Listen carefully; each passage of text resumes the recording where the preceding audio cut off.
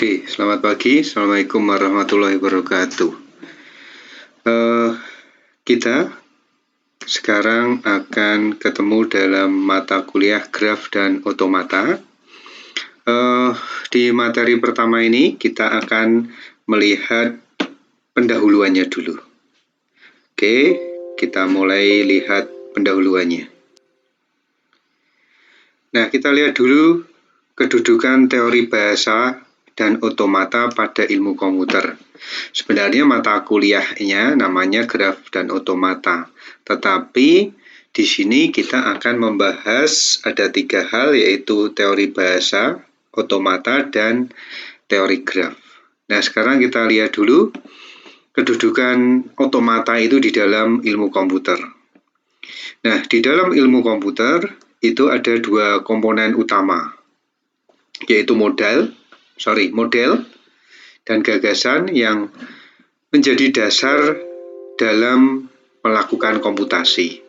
Sedangkan yang kedua adalah rekayasanya, yaitu implementasi dari model. Nah, di dalam teori bahasa dan otomata itu adalah sebagai model. Jadi penggambaran di dalam pemrograman nantinya bisa digambarkan dengan menggunakan teori bahasa dan otomata.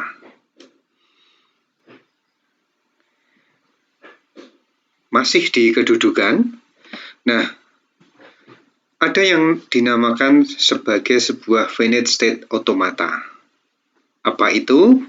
Nanti kita akan melihat bahwa finite state automata itu sebenarnya adalah pemodelan. Salah satu cara memodelkan dengan menggunakan sebuah mesin, tetapi mesin ini bukan sebagai sebuah perangkat keras, tetapi mesin dari pemodelan. Nah, finite state automata itu nanti merupakan tool, bentuknya adalah graf, berguna untuk melakukan perancangan-perancangan yang berkaitan dengan compiler, yaitu proses kompilasi dari satu bahasa alami ke dalam bahasa mesin. Karena di dalam compiler fungsinya adalah menerjemahkan bahasa alami yang ditulis ataupun bahasa pemrograman, kalau itu sudah berupa kode, ke dalam bahasa mesin. Nah, di sini nanti finite state automata itu dipakai untuk text editor juga, pemodelan text editor, pemodelan pattern matching, yaitu pencocokan pola, kemudian juga pemrosesan teks. Jadi intinya sebenarnya adalah pada pemodelan. Nah, di dalam suatu teori itu dikatakan menarik bila bisa mencari solusi terbaik. Nah, tanpa penerapan, maka mengapa mempelajari teori? Maka teori itu digunakan untuk sebagai konsep dan prinsip untuk memahami perilaku suatu ilmu. Kemudian di bidang ilmu komputer dengan topik yang sangat luas, dengan disiplin ilmu yang cukup luas, maka perancangan mesin sampai pemrograman itu juga berdasarkan teori-teori itu. Nah, untuk mempelajari prinsip-prinsip dasar, kita mengkonstruksikan model abstrak dari komputer dan komputasi. Nah, beberapa gagasan yaitu biasanya pada perancangan digital, bahasa pemrograman maupun kompilator. Nah, kalau kita membahas tentang teori bahasa, sebenarnya ada yang dinamakan sebagai bahasa formal. Walaupun sebenarnya secara alami kita juga menggunakan bahasa yang kita gunakan sehari-hari yang dinamakan dengan bahasa alami. Kemudian ketika kita akan membuat kode-kode program, kita juga bisa menggunakan bahasa pemrograman. Maka di dalam teori bahasa ini, bahasa yang digunakan adalah bahasa formal. Sekali lagi, bahasa formal itu adalah sebuah kumpulan kalimat di mana dari satu susunan kalimat itu menjadi sebuah tata bahasa. Nah, bahasanya nanti akan di-generate, dibangkitkan oleh tata bahasa. Nah, kenapa dikatakan sebagai bahasa formal? Karena tata bahasa itu diciptakan mendahului pembangkitan setiap kalimatnya. Jadi, kalau bahasa manusia itu bersifat sebaliknya.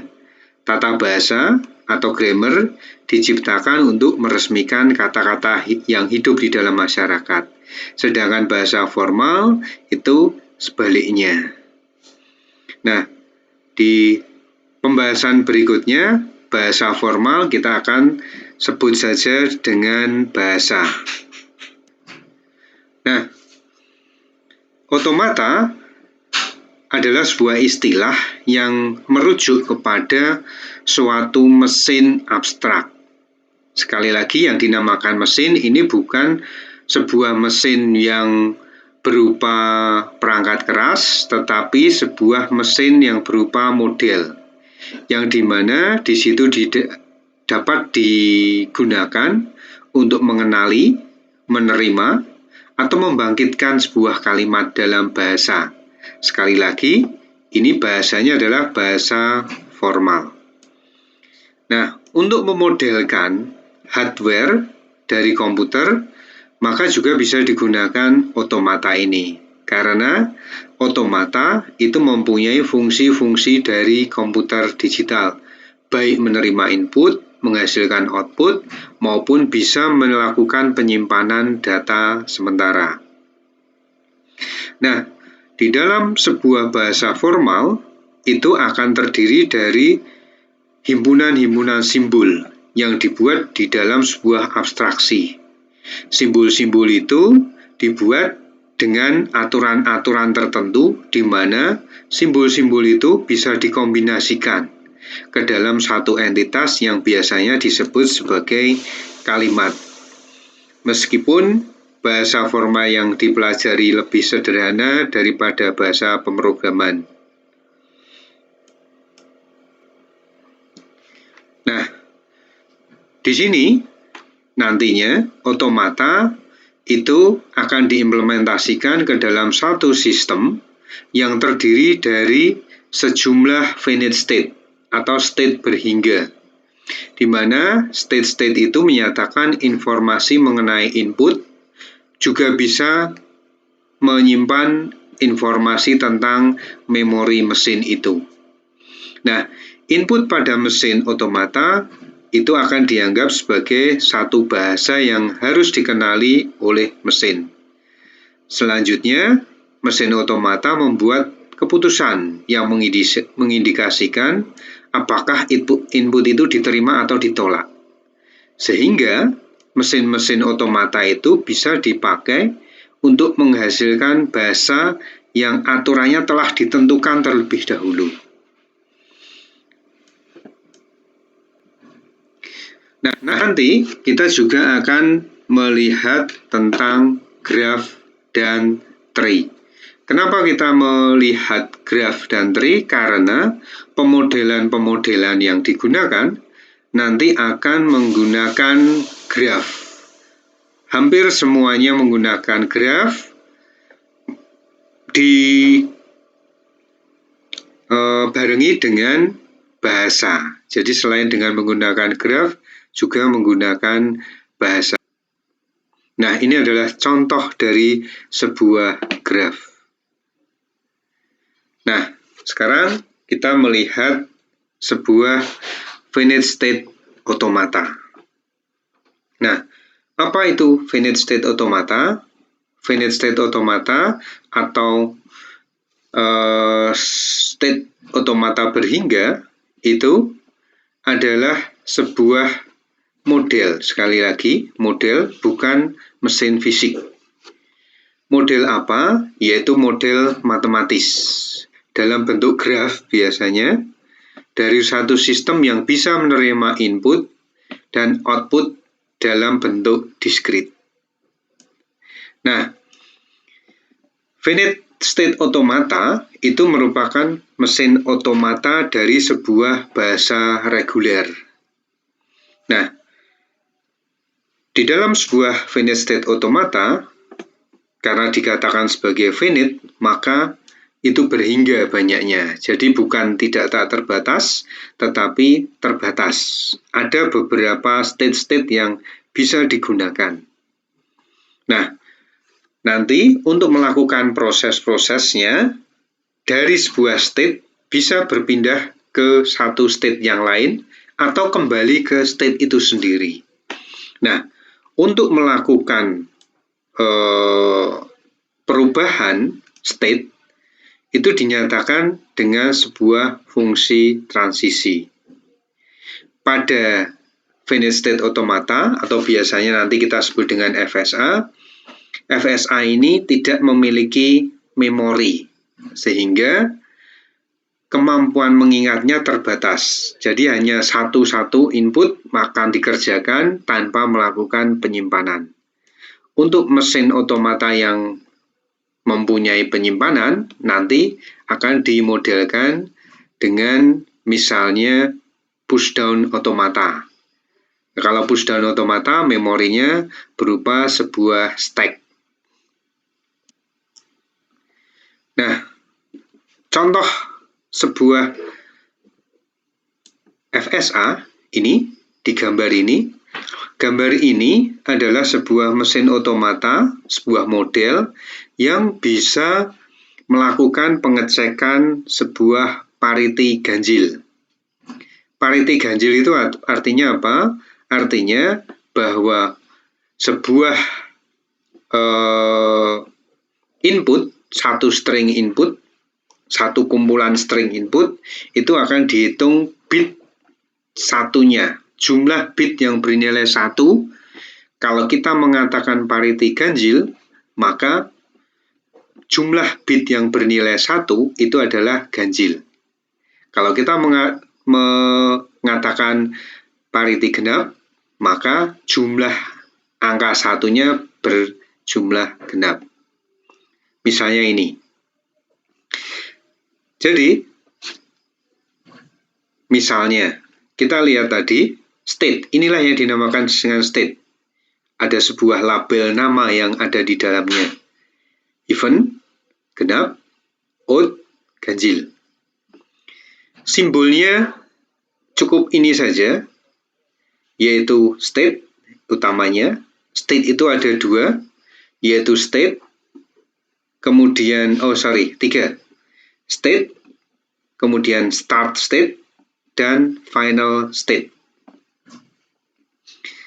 Kemudian, start state itu adalah sebuah state yang merupakan awal. Biasanya disimbolkan dengan tanda panah yang masuk tanpa ada inputnya. Sedangkan final state itu adalah sebuah state yang merupakan tujuan akhir dari pemodelan itu untuk bisa diterima. Disimbolkan dengan lingkaran, tetapi ada 2. Lingkarannya double. Nah, kemudian tanda panah itu yang disebut sebagai transisi. Sedangkan label yang ada di dalam tanda panah itu yang disebut sebagai input. Jadi sebuah transisi biasanya juga mengandung input. Nah, pada contoh ini kita akan menentukan apakah sebuah input itu merupakan parity ganjil atau parity genap. Nah, ini arti-arti tadi, simbol-simbol tadi, lingkaran menyatakan state atau kedudukan, label pada lingkaran itu nama state, busur tanda panah menyatakan transisi, yaitu perpindahan kedudukan atau state. Sedangkan label pada busur itu adalah simbol input. Seperti saya katakan tadi, lingkaran didahului sebuah busur tanpa adanya input menyatakan state awal, sedangkan lingkaran ganda merupakan state akhir. Nah,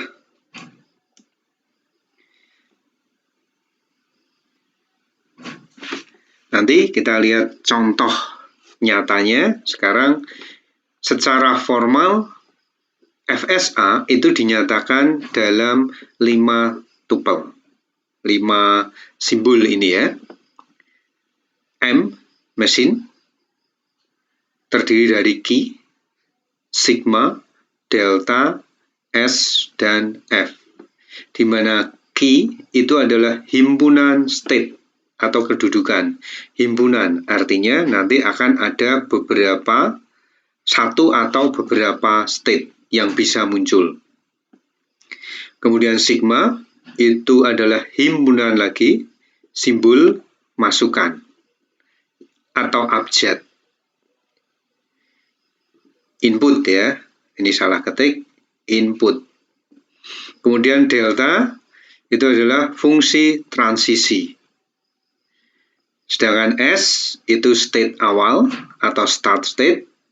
Sedangkan F itu adalah himpunan state akhir. Nah, ini simbol apa? Ini sebenarnya adalah S itu adalah elemen dari key.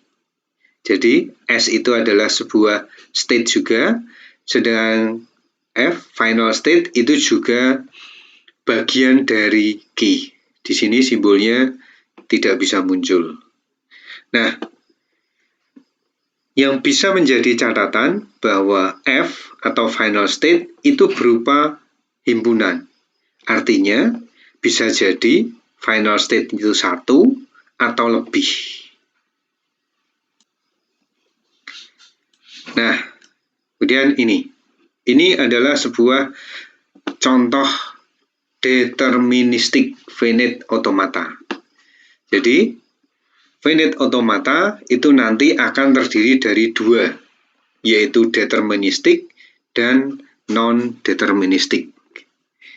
Nah, pada deterministik atau biasa kita sebut nanti dengan DFA, aturannya apa?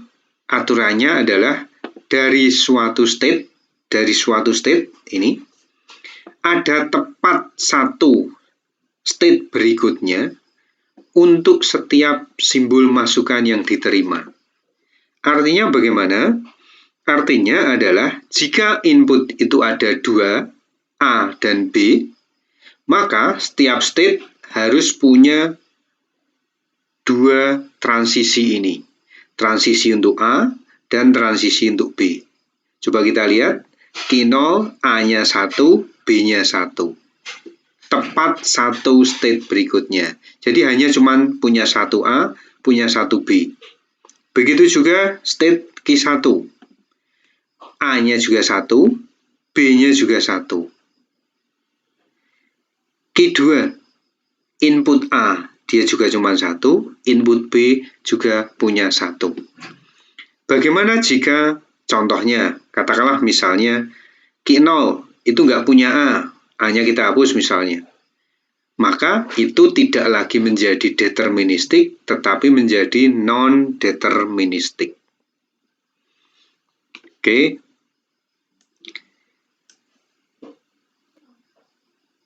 Nah, sekarang kita lihat contoh ini.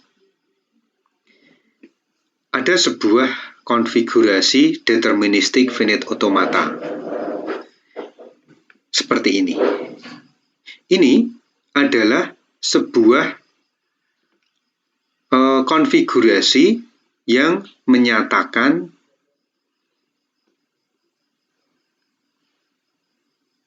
model otomata di atas.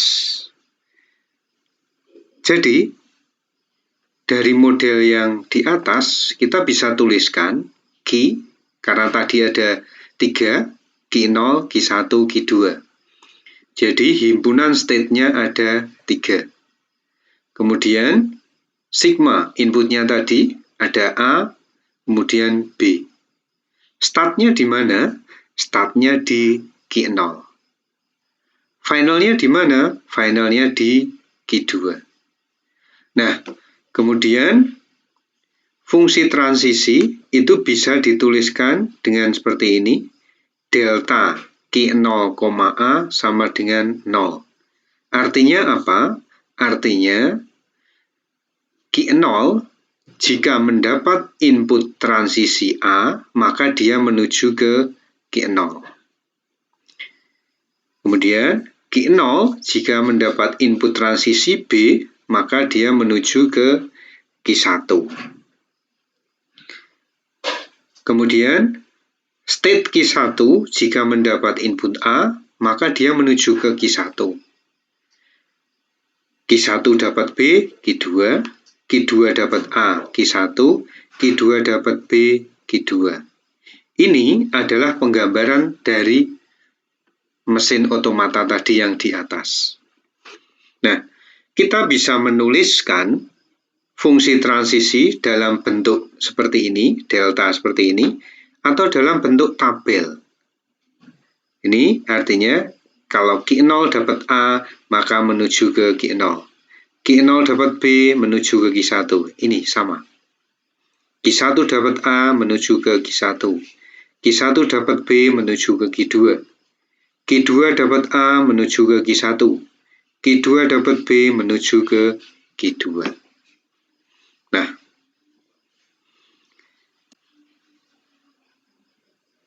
jika kita mencoba memberikan input kepada mesin otomata ini, katakanlah kita akan memberikan input stringnya adalah A, B, B. Maka bagaimana kita melakukan proses kerjanya? Kita lihat startnya di mana? Startnya di Q0. Maka kita mulai dari A. Q0 dapat A. Q0 dapat A mana? Ternyata menuju ke Q0 sendiri. Nggak apa-apa. Kemudian B. Dari Q0 dapat B menuju ke mana? Ke Q1. B yang kedua. Dari Q1 dapat B menuju ke mana? Ke Q2. Nah, maka input A, B, B ini jika dimasukkan ke dalam mesin otomata ini, statusnya akan diterima. Kenapa diterima? Karena prinsip untuk menyatakan sebuah input itu diterima oleh sebuah mesin otomata itu jika ketika data habis dibaca, berakhir di final state. Ketika tadi kita baca A, B, B. Selesai pembacaan, kedudukan ada di Q2, di mana Q2 adalah final state, maka dikatakan diterima. Bagaimana kalau inputnya AA, BB? Oke, kita telusuri. A lagi. Boleh berulang? Boleh. Selama memang itu menyatakan berulang, ya berulang boleh. Sekali boleh? Boleh. 2 kali boleh? Boleh. Selama memang pembacaannya berulang. Kita ulangi. A, B, B. Ketika input habis dibaca, berakhir di final state. Diterima. A, B, A, B. A, B, A, B. Juga berakhir di final state, maka diterima. Bagaimana kalau A, B, A, A? A, B, A, A. Ketika input habis dibaca, berakhir di Q1, di mana Q1 bukan final state. Maka dikatakan input ABAA ditolak oleh mesin otomata ini. Itu cara melakukan pembacaan data. Nah, sekarang sebaliknya. Bagaimana jika ada sebuah konfigurasi, kita harus menggambarkan mesin otomatanya. Oke, katakanlah ini ada sebuah konfigurasi, state-nya Q0, Q1, Q2. Ya, kita gambar Q0, Q1, Q2. Inputnya 01. Oke, inputnya 01. Startnya di mana? Di Q0. Maka kita kasih simbol start di sini. Q0, yaitu sebuah tanda panah tanpa ada input. Kemudian finalnya di mana? Finalnya di Q2. Berarti kita berikan simbol Q2 itu lingkarannya 2. Terus, bagaimana menggambarkan transisinya? Ya ditelusuri, Q0 dapat 0 menuju ke Q1. Maka kita gambarkan sebuah transisi dari Q0 dapat 0 menuju ke Q1. Ini input transisinya 0. Kemudian Q0 dapat 1. Kemana? Ke Q2. Dari Q0 dapat 1, input transisi 1 menuju ke Q2. Q1 dapat 0. Q1 dapat 0 ke Q1 sendiri. Ya boleh-boleh saja. Kemudian Q1 dapat 1 menuju ke Q2. Q1 dapat 1 menuju ke Q2. Kemudian Q2. Q2 dapat 0 ke Q2. Q2 dapat 1 juga ke Q2. Jadi ke dirinya sendiri, di mana 0 dan 1 itu sama. Kita tidak perlu menulis 2 kali, misalnya kita membuat panahnya, yang ini 0, yang ini misalnya 1. Boleh digabung dengan tanda koma. Nah, itu prinsip kerja dari otomata. Pemodelan ini nanti bisa digunakan untuk memodelkan banyak hal, utamanya dalam bidang kompilasi ataupun dalam bidang pattern matching ataupun text editor. Itu saja yang bisa saya sampaikan pada pertemuan pertama ini. Selamat pagi. Wassalamualaikum warahmatullahi wabarakatuh.